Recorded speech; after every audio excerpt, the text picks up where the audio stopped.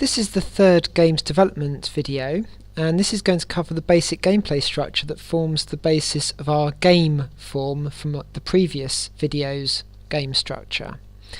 I must note as well here that this video is designed around the fact that you already understand C# programming and have a basic understanding of some of the types and things that are going to be used. You'll know what a class is, you'll know what point is, and some other items as well. So if you can't follow this because you've not done programming before, I do apologise, but you will need to have a basic programming knowledge in C# before you can understand fully how this all works. So everything we're going to cover on here is designed to go in the game form, and to make this video easier to follow I'm using a combination of PowerPoint and live code to be able to actually show you lines of code in a clearer format for the video, so that you can pause the video, copy down the lines of code that you need to, and then continue as you go through. So we're going to consider 5 different types of objects, and I'm going to explain how these all fit together in a short moment. We're going to have a background object, a static object which is an item on the screen which doesn't move, a mobile object, an item on the screen which does move, the head-up display, and a camera. The camera is actually the most important part of all of this. If you take, for example, the green square that you can see on the screen as our background, the actual level, if you like, in this game is much bigger than it actually fits on a single screen. So the screen only shows a small portion of the background at any one point. Dotted around this level, if you like, are a series of objects. Some of them are stationary, such as the blue item that's down at the bottom left hand of the screen, and the other yellow items might be mobile objects. So for any moment in time you can only see a limited number of the objects, a limited section of the background, but of course the head-up display will have to appear on the screen as almost a static object covering everything else over. A head-up display isn't always in place in a game. Sometimes in recent games it's been actually incorporated as part of the game itself. Halo, at least the Reach series, involved having a head-up display that your character is viewing just as much as you are. Deep Space as well had, so Dead Space even, had a head-up display that sort of was holographic to the actual game. But in years gone by, of course, it was just writing on a screen, and you can either include this or not, depending on if you want it in your game or not. So the first thing we're going to need to do, because we're going to use a special type of object called a hash table, is add a using to our using list at the top of the C#. This just means that we can use hash tables without having to type system.collections.hashtable every time we want to use it. A hash table is something that you may not be familiar with and may not have come across before, but is similar to an array which you can just add items to constantly, but instead of giving each item a number, you give each item a label, a name. This means you can find things much easier, and we're going to be using that to store our graphics in, as you will see later. All the classes that I'm going to mention need to go at the end of the form class in our code. So if I go into my form code, this one actually has all the code already entered into it, so ignore some of the work for now, but you can see here the curly brackets for the namespace are used so that before the last curly bracket we're going to put our class in amongst this, but it's after the last curly bracket for the actual form itself. So if you press the little minus button to fold up the form, you'll end up with a little curly bracket, and inside that we start writing our class information. So the first item we're going to do is the background. You can see the code here. It's very, very simple. We're going to construct the class using just public background and then 2 brackets. We're going to go into more detail about how we're going to construct all these items in later code. We're not going to do that at this moment in time. This is just to get the basic structure in place. Every one of our classes is going to have another public method called draw that's going to take the camera as a variable and is going to draw information from itself into the camera object. The static object is a bit more complicated than the background. A static object is obviously going to have a location on the screen. So the first thing I'm going to put in is a point location equals new point. So it's going to create a new point variable which has an x and y location. Notice at the moment I'm not having this as being publicly accessible. The string object name will be used to actually find the graphic that we want in our hash table of graphics later. So what we're going to do is construct our static object using the next set of code. Public static object, we need to set the left and top point of our object and which graphic to use. We save these into our variables, and again we're creating the same public void draw reference of the camera that was in our background object. That method will, as a public method, will appear in every single one of our classes, apart from the camera. The mobile object class is exactly the same as the static object class, just replace where it says static object with mobile object, and then add two more methods to the bottom of the class. This is to move the object and to set its position. So again, we're not going to be able to determine the location directly at this moment in time, but we can move it by adding numbers to it, or we can set its location in one go. The head-up display class, or HUD, is exactly the same as background, but using the name HUD. So we're on to the camera class already, and this really is the most complex item. The reason for this is that I want to create a generic system for games development, and so generic that you can actually set the resolution of your game creation to any resolution you like, and everything will always be in the exact correct place. This involves doing an element of scaling, transformations on all the graphics, and I've tried to keep this as simple as possible. This means that for you guys, all you'll need to do is copy out my code and change a couple of numbers if you want to change the screen resolution. I'm going to show you some examples of why we want this screen resolution to change.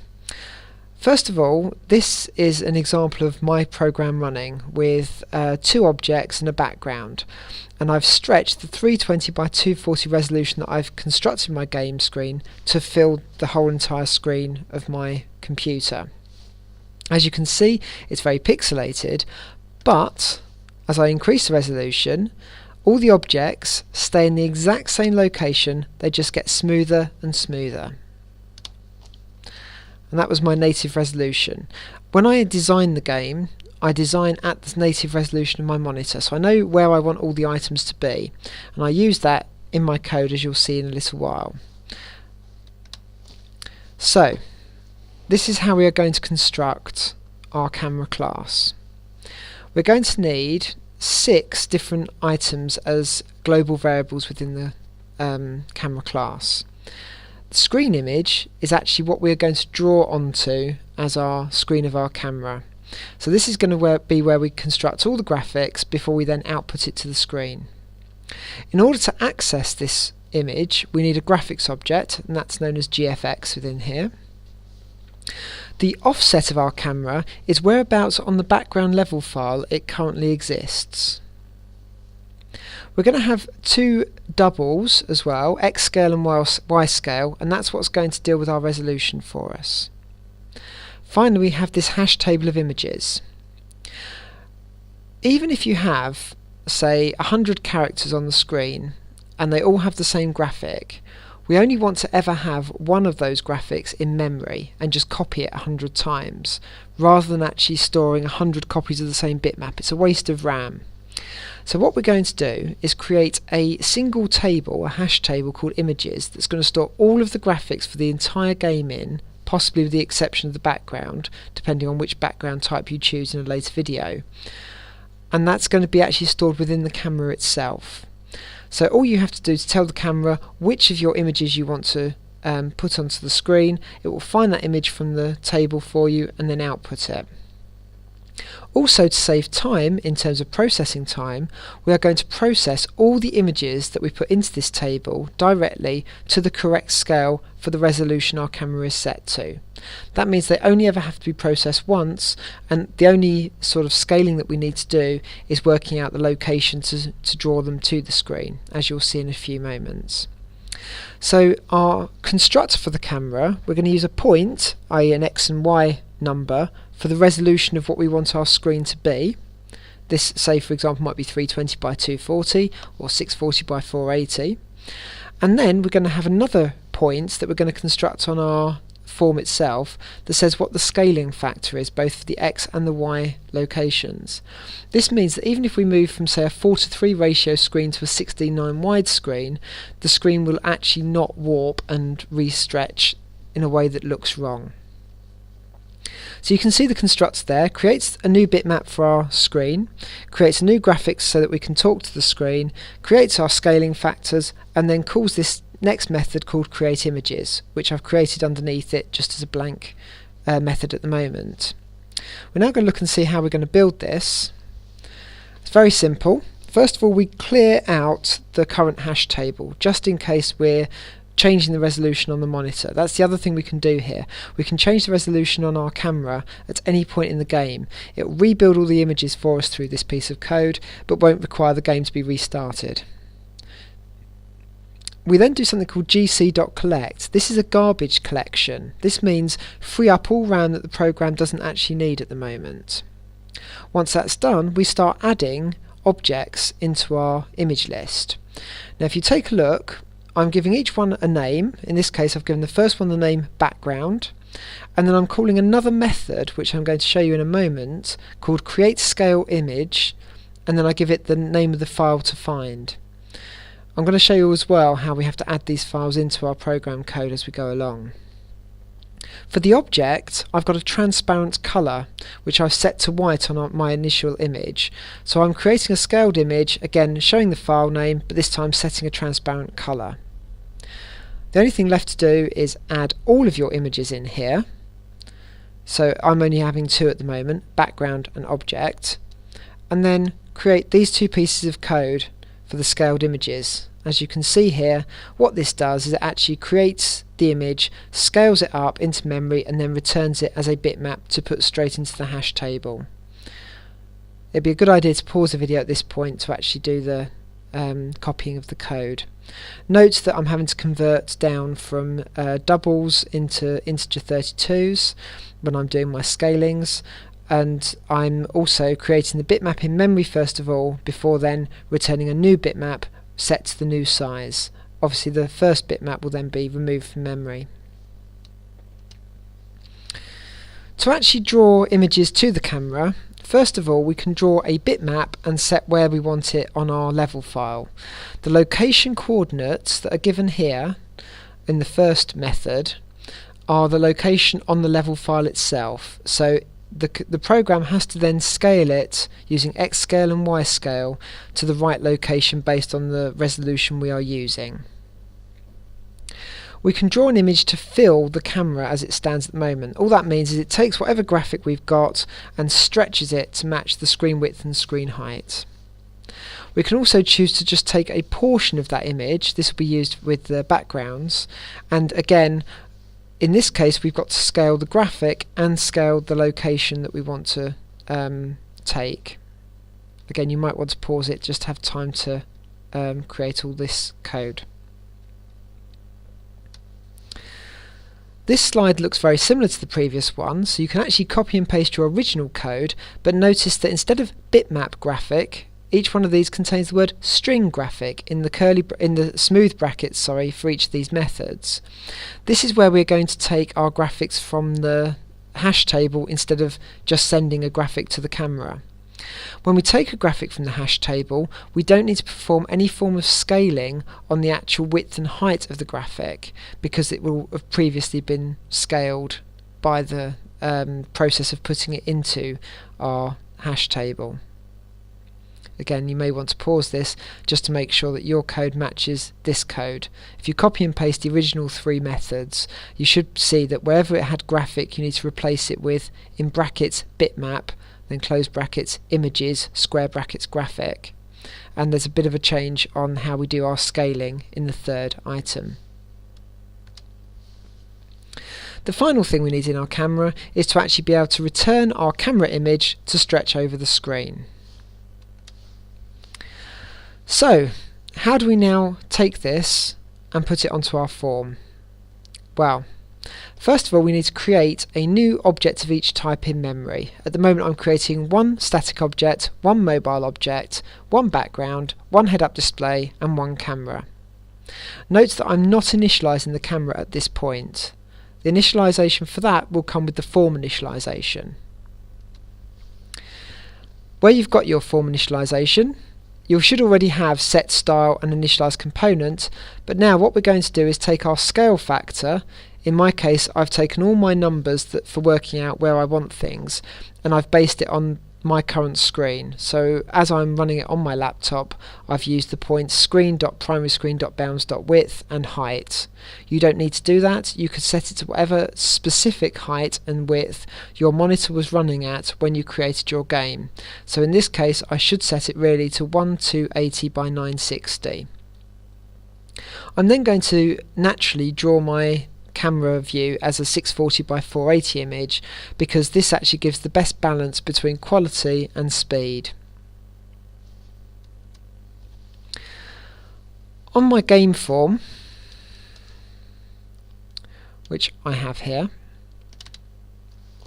I've added a timer control called TIM game, which I've enabled, set it to true, kept the interval as 100, and then created a tick.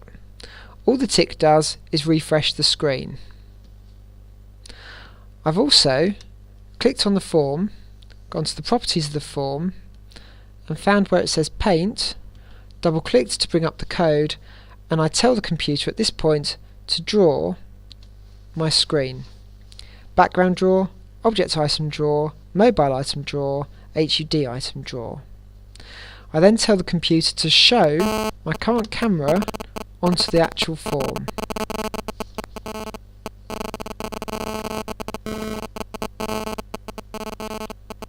If you take a look, you can see my scaling factors. Again, I can change, as I said in the slideshow, these to fixed values rather than to the width and height. That's really meant for just debugging usage. I've got my objects created here: background, mobile object and static object. I've got my head-up display. Everything is all set. I've created my paint and I've created my game timer. The next thing I needed to do was I created a new folder called images by right-clicking on game structure, add new folder. I then created two images just using a paint package.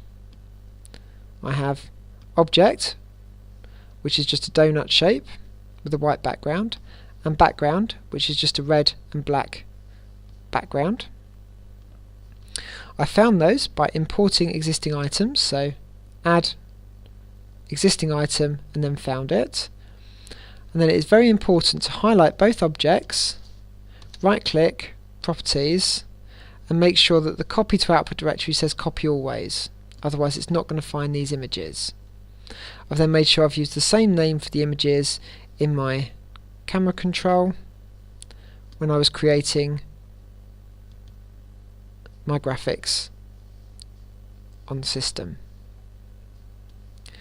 Final thing to note, I'm going to add a single line of code in for drawing my background and the objects.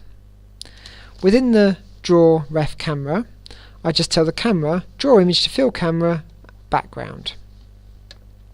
For my static object, I've already set my object name in my code up here to object. That means find the item in the hash table called object, and I just tell it to draw that image to camera at whatever location has been set in the point location, and the exact same line of code in my mobile object. For my head-up display, I've done something a bit more complex. I've created a new font that I call text font. Again, I've had to scale my size of my font to try and keep it at the same size every time. I've set my colour to black, and then at the moment I'm just telling the camera to draw the word hello at that location using that colour. The location I've centered upon is 10 by 10, so 10 pixels in from the corner top left of the screen, but again these values do have to be scaled before you then draw them. I'm at the moment talking directly to the graphics object for the camera. Once you've put all of this in, it should look something like all of this that you see here, fingers crossed, and you should find that you can run your game